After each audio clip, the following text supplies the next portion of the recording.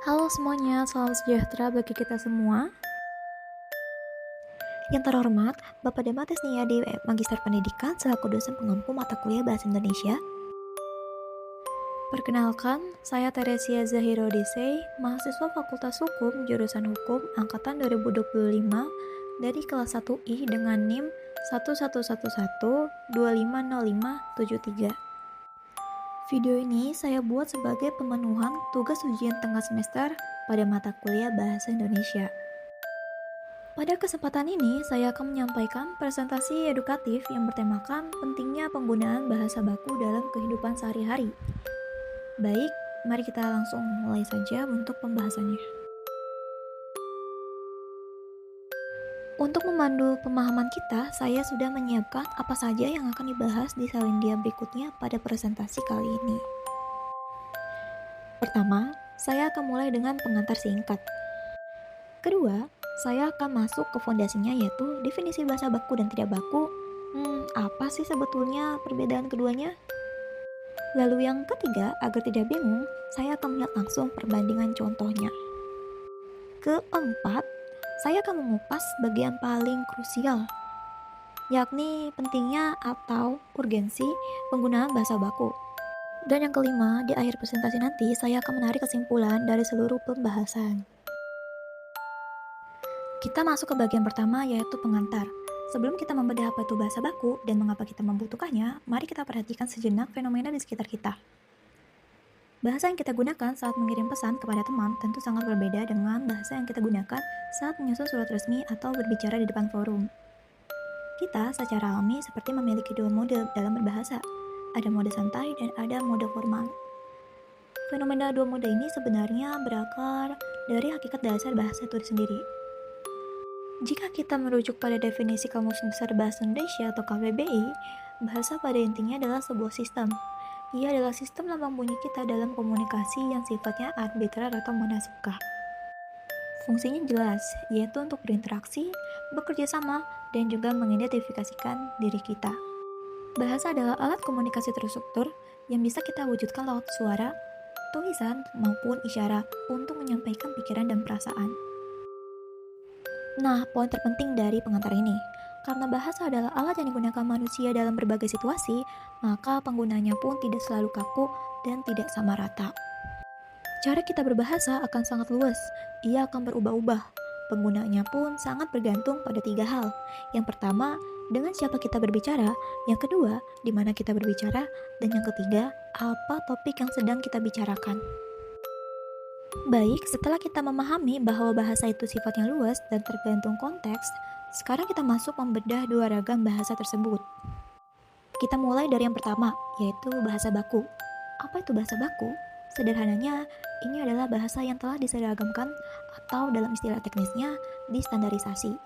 Standar ini tidak dibuat sembarangan. Sebuah kata atau kalimat bisa disebut baku jika ia telah sesuai dengan kaidah tata bahasa yang baik, mengikuti aturan ejaan yang berlaku atau saat ini PUEBI, dan tentu saja kosakatanya terdaftar dan sesuai dengan Kamus Besar Bahasa Indonesia atau KBBI. Karena sudah standar, bahasa baku ini berfungsi sebagai model atau acuan kita. Nah, lawannya bahasa baku adalah bahasa tidak baku. Sementara itu, bahasa tidak baku adalah mode bahasa yang kita gunakan dalam kehidupan sehari-hari.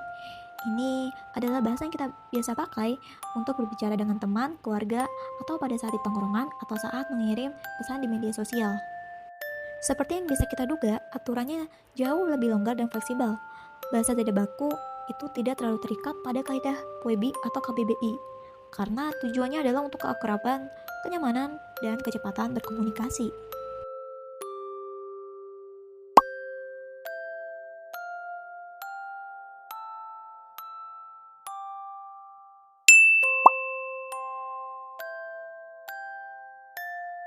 Yap, yang benar itu antre ya, bukanlah antri. Mengapa bisa begitu?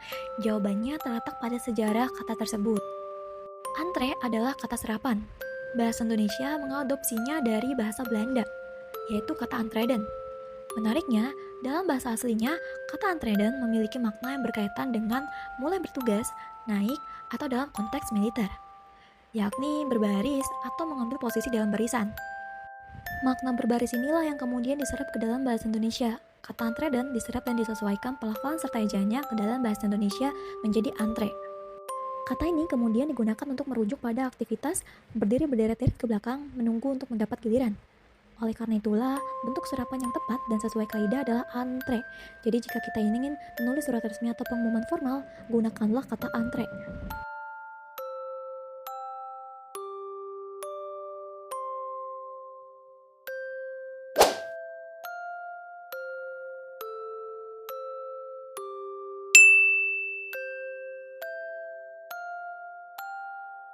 Bentuk baku yang benar menurut KBBI adalah analisis, menggunakan I dan S.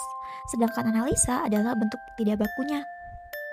Kata ini merupakan serapan ilmiah yang masuk ke bahasa Indonesia utamanya melalui bahasa Belanda, yaitu analise.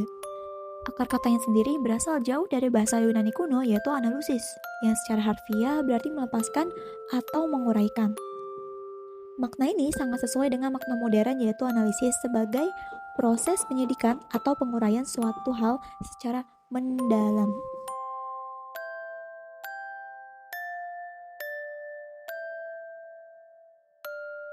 Ini bentuk kata lainnya, bisa teman-teman jeda jikalau ingin membacanya. Nah, tadi kita sudah melihat definisi dan beberapa contoh. Sekarang kita sampai pada pertanyaan yang paling mendasar. Memangnya seberapa penting bahasa baku itu? Dan mengapa kita harus repot-repot membedakannya dari bahasa santai sehari-hari? Jawabannya sangat penting, terutama ketika kita berbicara mengenai penggunanya dalam konteks tertentu. Pertama, dalam konteks formal dan profesional. Coba bayangkan saat kita sedang wawancara kerja, menulis surat lamaran, atau seminar formal. Menggunakan bahasa baku akan langsung menunjukkan keseriusan, rasa hormat, dan profesionalisme kita. Kedua, ini sangat krusial bagi negara kita. Bahasa baku berfungsi sebagai alat pemersatu bangsa. Kita harus ingat, Indonesia memiliki ratusan bahasa daerah yang berbeda. Bahasa Indonesia baku hadir sebagai jembatan komunikasi nasional yang dapat dipahami oleh semua orang. Ketiga adalah soal kejelasan dan presisi. Dalam dokumen hukum, karya ilmiah atau surat dinas, kita tidak bisa menggunakan bahasa yang ambigu atau multitafsir. Bahasa baku membantu kita menyampaikan informasi secara tepat, lugas, dan tidak meragukan. Terakhir, bahasa baku berperan sebagai kerangka acuan norma berbahasa. Artinya, bahasa baku menjadi standar atau rel yang kita gunakan untuk mengukur apakah penggunaan bahasa kita sudah baik dan benar sesuai kaidah yang disepakati. Dengan menggunakannya, kita juga turut menjaga kaidah bahasa itu sendiri agar tetap lestari. Dari seluruh pembahasan yang telah kita lalui, kita dapat menarik beberapa benang merah sebagai kesimpulan. Dalam praktiknya, kita menemukan ada dua mode penggunaan bahasa yang kita kenal, yaitu bahasa baku yang terikat erat pada kaidah dan kita gunakan dalam situasi resmi, serta bahasa tidak baku yang kita gunakan dalam percakapan santai sehari-hari. Kita juga sudah melihat buktinya bahwa perbedaan keduanya sangat jelas, baik itu dalam pemilihan kata, ejaan yang benar, maupun dalam tata bahasanya, termasuk pada kata-kata serapan yang sering keliru kita gunakan. Lalu apa urgensinya? Urgensi penggunaan bahasa baku ini menjadi sangat krusial, terutama dalam dua konteks. Yang pertama dalam situasi formal dan profesional, dan yang kedua perannya yang vital sebagai alat pemersatu bangsa. Oleh karena itu, kemampuan kita untuk berpindah mode dan menggunakan bahasa baku pada situasi yang tepat bukanlah sekadar formalitas belaka. Itu adalah wujud nyata dari profesionalisme kita, dan yang terpenting itu adalah cara kita menghargai serta melestarikan bahasa Indonesia yang baik dan benar.